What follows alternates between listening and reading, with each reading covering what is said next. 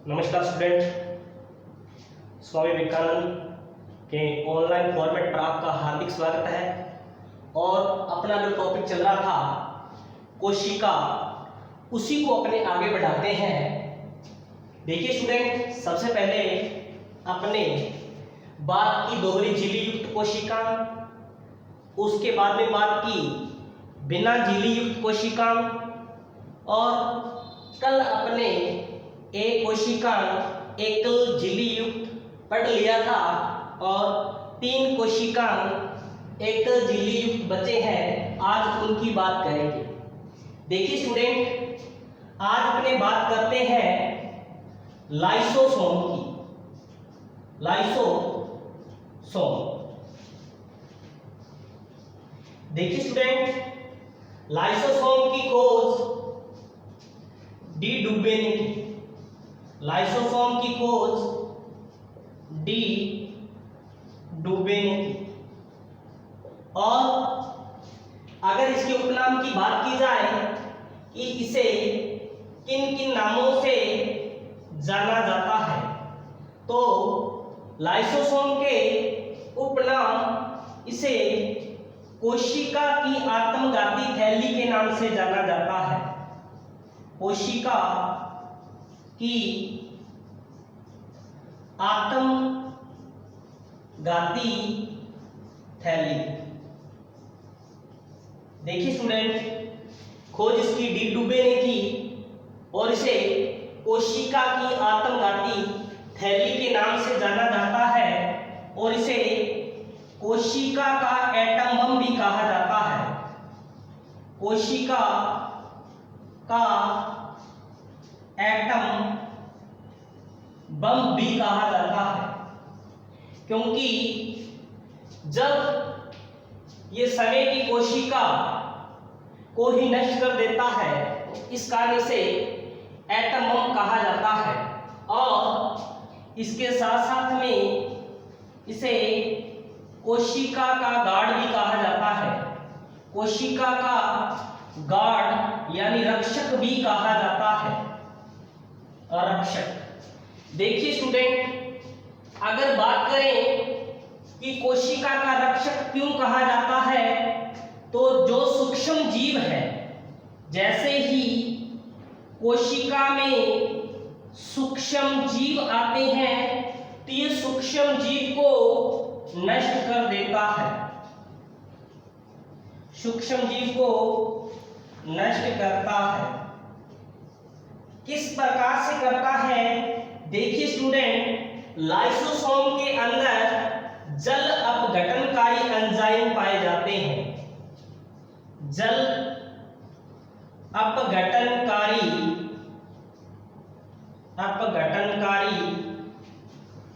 Enzyme पाए जाते हैं। और ये जो जल अपघटनकारी एंजाइम है, जैसे ही कोशिका के अंदर कोई सूक्ष्म जीव आता है तो वो उसको नष्ट कर देते हैं, और इस कारण इसे कोशिका का रक्षक कहा जाता है। देखिए स्टूडेंट, लाइसोसोम के अंदर लगभग 50 प्रकार के जल अपघटनकारी एंजाइम पाए जाते हैं, लेकिन कभी कभार क्या होता है कि ये सभी के सभी एंजाइम यानी सारे एंजाइम को स्रावित कर देता है। सारे एंजाइम को स्रावित कर देता है। स्रावित कर देता है। देखिए स्टूडेंट, एक सिंपल सी बात है कि अगर किसी के पास कुछ है, वो खो दे तो क्या करेगा? आत्महत्या करेगा। तो वो ही सेम इसका कार्य है कि इसके पास जितने भी सारे के सारे एंजाइम थे, उनको स्रावित कर दिया, कुछ भी नहीं बचता, तो ये अपनी कोशिका को नष्ट कर देता है। इस कारण इसे कोशिका की आत्मघाती थैली या कोशिका का एटम बम कहा जाता है। देखिए स्टूडेंट, अपने दोबारा रिपीट करते हैं कि लाइसोसोम की जो खोज है वो डी डुबे ने की और इसके जो उपनाम हैं कोशिका की आत्मघाती थैली और कोशिका का एटमम और कोशिका का रक्षक लाइसोसोम को कहा जाता है। और लाइसोसोम के अंदर 50 प्रकार के जल अपघटनकारी एंजाइम पाए जाते हैं जिसकी सहायता से वो सूक्ष्म जीवों को नष्ट करता है और कोशिका को के रक्षक रूप में कार्य करता है। लेकिन होता क्या है, कभी कभार सारे के सारे एंजाइम स्रावित कर देता है और अंत में खुद की ही कोशिका का भक्षण कर देता है। इस कारण कोशिका की आत्मघाती थैली या कोशिका के एटम बम के रूप में लाइसोसोम को जाना जाता है। तो देखिए स्टूडेंट, नेक्स्ट अपने बात करते हैं गोल्जी काय की, यानी गोल्जी बॉडी। गोल्जी बॉडी, उससे पढ़ने से पहले अपने बात करते हैं कि लास्ट वीडियो के अंदर आपको एक क्वेश्चन दिया था जिनका कमेंट बॉक्स में आपको आंसर लिखना था। तो वो क्वेश्चन क्या है उसको देख लेते हैं। लास्ट वीडियो में जो क्वेश्चन दिया था वो ये बताया था कि कोशिका शब्द किसने दिया था। कोशिका शब्द, देखिए स्टूडेंट, मैंने कोशिका की खोज के बारे में नहीं पूछा था क्योंकि बच्चों ने जो आंसर दिए थे वो खोज के लिखे हुए थे। सभी बच्चों ने आंसर लिखा रॉबर्ट हुक। स्टूडेंट्स वो गलत है। कोशिका जो शब्द है वो हर्टविग ने दिया था, हर्टविग। तो इसका ध्यान रखना है स्टूडेंट। तो अब अपने बात करते हैं नेक्स्ट कोशिकांग की। नेक्स्ट कोशिकांग है रिकितिका यानी वैक्यूल्स या रसदानी। रसदानी यानी कि रिकितिका, और या जिसे हम वैक्यूल्स कहते हैं, वैक्यूल्स, वैक्यूल्स। देखिए स्टूडेंट, रसदानी रिकितिका एकल झिल्ली युक्त कोशिकांग है, एकल झिल्ली युक्त कोशिकांग है और इसकी खोज स्प्लेंजोली ने की। रसदानी की खोज स्प्लेंजोली ने की, स्प्लेंजोली ने की। देखिए स्टूडेंट्स, जो रसदानी है या रिकितिका है तो ये प्लांट्स में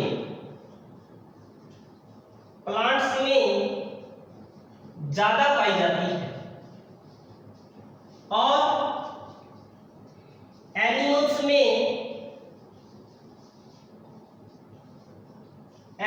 में कम पाई जाती है। प्लांट्स में ज्यादा, इसी कारण जो केंद्रक होता है, केंद्रक परिधि की ओर होता है, यानी प्लांट सेल में केंद्रक का परिधि की ओर होना मेन कारण किसका है, रसदानी का होता है। देखिए स्टूडेंट, जो रसदानी की बाहर वाली लेयर है, यानी ये रसदानी है और इसके जो बाहर वाली लेयर को टोनोप्लास्ट कहते हैं, टोनोप्लास्ट। और बहुत बार ये क्वेश्चन पूछा गया स्टूडेंट कि रसदानी की बाहरी लेयर को क्या कहते हैं, टोनोप्लास्ट कहते हैं, और इसके बीच में कोशिका रस पाया जाता है, कोशिका रस, जिसे सेल सेप के नाम से भी जाना जाता है। देखिए स्टूडेंट, एकल झिल्ली युक्त कोशिकांग है, खोज स्प्लेंजोली ने की, प्लांट्स में ज्यादा होता है जिसके कारण जो केंद्रक है वो परिधि की ओर स्थित होता है और एनिमल्स में बहुत कम संख्या में पाया जाता है। और रसदानी की संरचना की बात करें तो इसकी बाहरी लेयर्स को टोनोप्लास्ट कहते हैं और इसके अंदर जो लिक्विड पाया जाता है जिसे कोशिका रस यानी सेल सेप कहते हैं। और ये रिक्तिका 3 प्रकार की होती है। देखिए स्टूडेंट, वो 3 प्रकार कौन कौन से हैं?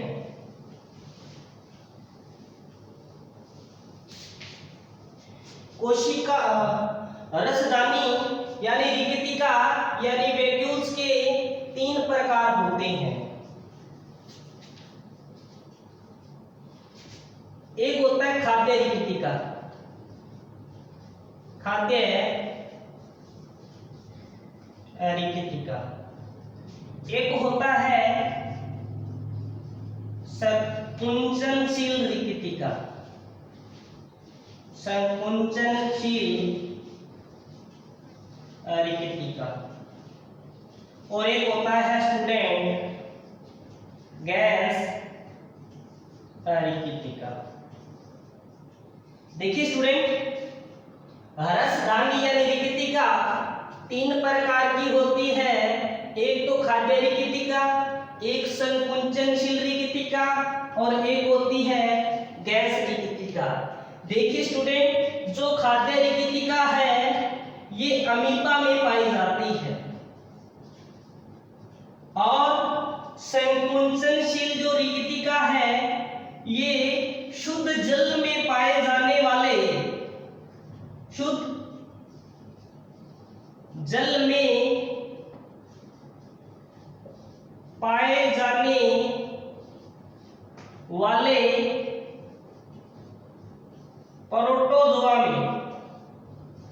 प्रोटोजोआ में उपस्थित होते हैं। देखिए स्टूडेंट, रिक्तिका 3 प्रकार की होती है, खाद्य रिक्तिका, संकुचनशील रिक्तिका और गैस रिक्तिका। खाद्य रिक्तिका अमीबा के अंदर, संकुचनशील रिक्तिका शुद्ध जल में पाए जाने वाले प्रोटोजोआ के अंदर और गैस रिक्तिका जीवाणु व नील हरित शैवाल के अंदर, नील हरित शैवाल के अंदर उपस्थित होती है। अब अपने बात करते हैं कि इनका मेन फंक्शन क्या है या इनका मेन कार्य क्या होता है। अमीबा के अंदर यानी खाद्य रिक्तिका अमीबा में, और अमीबा में ये क्या कार्य करती है? भोजन का संग्रहण करती है, भोजन का संग्रहण करती है। और संकुचनशील रिक्तिका शुद्ध जल में पाए जाने वाले प्रोटोजोआ में पाई जाती है और इनका जो मेन फंक्शन होता है वो होता है परासरणी क्रियाओं का नियमन, परासरणी क्रियाओं का नियमन। और नेक्स्ट देखिए स्टूडेंट, गैस रिक्तिका जीवाणु व नील हरित शैवाल में पाई जाती है और इनका जो मेन फंक्शन होता है वो है उत्प्लावकता, उत्प्लावकता प्रदान करना, उत्प्लावकता प्रदान करना।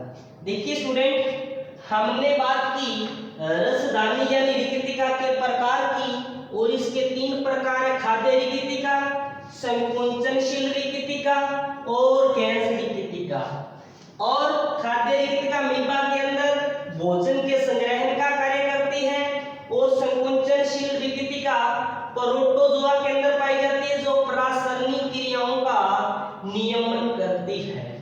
और गैस रिक्तिका जीवाणु व नील हरित शैवाल में पाई जाती है और जिसका मेन फंक्शन होता है उत्प्लावकता प्रदान करना, यानी ऊपर तैरते रहने का कार्य करती है। अब अपने बात करते हैं लास्ट कोशिकांग यानी गोल्जिकाए की।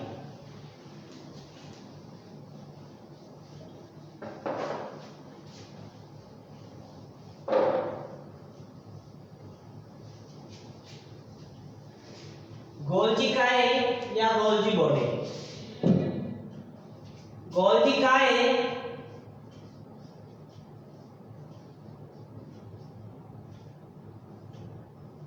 या गोल्जी बॉडी। देखिए स्टूडेंट, अगर अपने गोल्जिकाए की खोज की बात करें कि गोल्जिकाए की खोज किसने की थी, तो कैमिलो गोल्जी ने। कैमिलो गोल्जी ने गोल्जिकाए या गोल्जी बॉडी की खोज की थी। और देखिए स्टूडेंट, अगर इसके उपनाम की बात की जाए कि इन्हें किस किस नाम से जाना जाता है, इसे कोशिका का यातायात नियंत्रक। देखिए स्टूडेंट, अगर क्वेश्चन पूछा जाता है कि कोशिका का नियंत्रक, कोशिका का नियंत्रक, फिर तो हम क्या कहेंगे, केंद्र।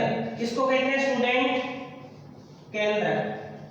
और अगर बात की जाए कोशिका का यातायात नियंत्रक, तो वो गोल्जिकाए को कहा जाता है। तो ये आपने विशेष बात ध्यान रखनी है, अगर कोशिका का नियंत्रक बोले तो केंद्र, अगर कोशिका का यातायात नियंत्रक बोले तो गोल्जिकाए को कहा जाता है। और देखिए स्टूडेंट, इसे कोशिका का ट्रैफिक हवलदार भी कहा जाता है। देखिए स्टूडेंट, इनका मेन कार्य होता क्या है, या यातायात नियंत्रक है या ट्रैफिक हवलदार है, इनका मेन कार्य क्या होता है कि भीड़ में से किसी चीज को बाहर निकालना। तो ये भी क्या करते हैं कि जो प्रोटीन के लिए रास्ता तैयार करते हैं, प्रोटीन के लिए रास्ता तैयार करते हैं। इस कारण इन्हें कोशिका का ट्रैफिक हवलदार और कोशिका का यातायात प्रबंधक कहा जाता है या यातायात नियंत्रक कहा जाता है। देखिए स्टूडेंट, इनके मेन फंक्शन कौन कौन से हैं, यानी कार्य कौन कौन से हैं। अगर बात की जाए कि शुक्राणु के एक्रोसोम का निर्माण, शुक्राणु के एक्रोसोम का निर्माण, एक्रोसोम का निर्माण, यानी एक्रोसोम जो शुक्राणु का आगे वाला नुकीला भाग होता है, शुक्राणु का आगे वाला नुकीला भाग, नुकीला भाग, जिसका निर्माण किसके द्वारा होता है, गोल्जिकाए के द्वारा होता है। और स्टूडेंट, लाइसोसोम का निर्माण, लाइसोसोम का निर्माण भी गोल्जिकाए के द्वारा ही होता है। और अंडे में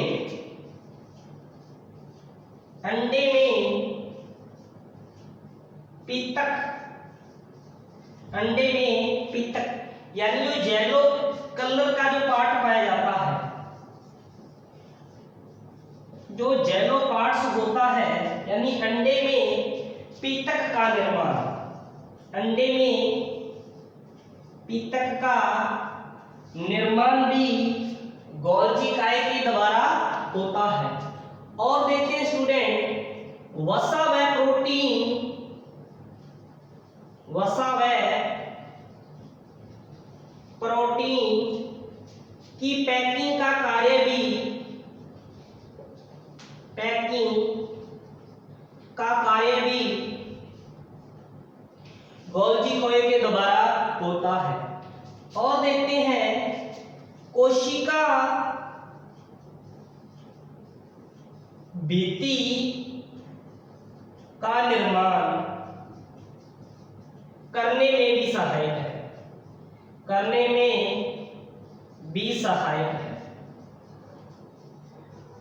देखिए स्टूडेंट, अगर अपने बात करें कि इसके मेन फंक्शन कौन कौन से हैं, तो शुक्राणु के एक्रोसोम का निर्माण करता है, लाइसोसोम का निर्माण करता है, अंडे में पीतक यानी जर्दी का निर्माण करता है, और वसा व प्रोटीन की पैकिंग का कार्य करता है, और कोशिका भित्ति के निर्माण में सहायक होता है। अब देखिए स्टूडेंट, ये प्लांट्स में छोटे छोटे कणों के रूप में पाया जाता है, यानी छोटे छोटे कणों के रूप में पाया जाता है। और बहुत बार ये क्वेश्चन पूछा गया है कि उन्हें क्या कहा जाता है, कि जो प्लांट्स में छोटे छोटे कण पाए जाते हैं उन्हें क्या कहा जाता है, तो स्टूडेंट उन्हें डिक्टियोसोम कहा जाता है, डिक्टियोसोम कहा जाता है। और गोल्जी काय में एक विशेष कार्य होता है जिसे कहते हैं कि इसमें दुर्बलता पाई जाती है, दुर्बलता। देखिए स्टूडेंट, दुर्बलता क्यों पाई जाती है, क्योंकि गोल्जी काय के दो सिरे होते हैं, एक को कहते हैं सिस और दूसरे को बोलते हैं ट्रांस। सिस व ट्रांस के कारण गोल्जी काय के अंदर दुर्बलता पाई जाती है। तो स्टूडेंट अपने रिपीट करते हैं कि जो गोल्जी काय है, गोल्जी काय की खोज कैमिलो गोल्जी ने की, और इसके उपनाम कोशिका का यातायात नियंत्रक कहा जाता है, कोशिका का ट्रैफिक हवलदार कहा जाता है। और किस कारण कहा जाता है, क्योंकि ये प्रोटीन के लिए रास्ता तैयार करते हैं, इस कारण गोल्जी काय को कोशिका का यातायात नियंत्रक या कोशिका का ट्रैफिक हवलदार कहा जाता है। और इसके मेन फंक्शन देखे जाए तो कौन कौन से हैं, शुक्राणु के एक्रोसोम का निर्माण करता है, यानी जो शुक्राणु के आगे वाला नुकीला भाग है उसका निर्माण करता है, और लाइसोसोम का निर्माण करता है। और स्टूडेंट, अंडे में पीतक यानी पीले रंग का पार्ट होता है उसका निर्माण करता है, और वसा व प्रोटीन की पैकिंग करने का कार्य करता है, और कोशिका भित्ति का निर्माण करने में भी सहायक है। और स्टूडेंट देखिए, जब प्लांट्स के अंदर कोशिका विभाजन यानी कोशिका द्रव्य का विभाजन होता है, कोशिका द्रव्य का जब विभाजन होता है तो उसमें खांच का निर्माण होता है, खांच, और उस खांच का जो निर्माण होता है वो भी गोल्जी काय के द्वारा ही होता है। तो इस प्रकार गोल्जी काय के मेन फंक्शन की बात की। और देखिए स्टूडेंट, अपने कोशिका सबसे पहले पढ़ा कि कोशिका है क्या, किसने कोशिका के बारे में बताया, कौन कौन से सिद्धांत है, फिर अपने एक एक करके सभी कोशिकाओं के बारे में बात की। तो स्टूडेंट नेक्स्ट अपने बात करेंगे ऊतक के बारे में, और नेक्स्ट ही क्लास में अपने बात करेंगे कोशिका से रिलेटेड जितने भी इंपॉर्टेंट क्वेश्चन बनते हैं उनकी भी बात करेंगे। थैंक्स स्टूडेंट, मिलते हैं नेक्स्ट क्लास में।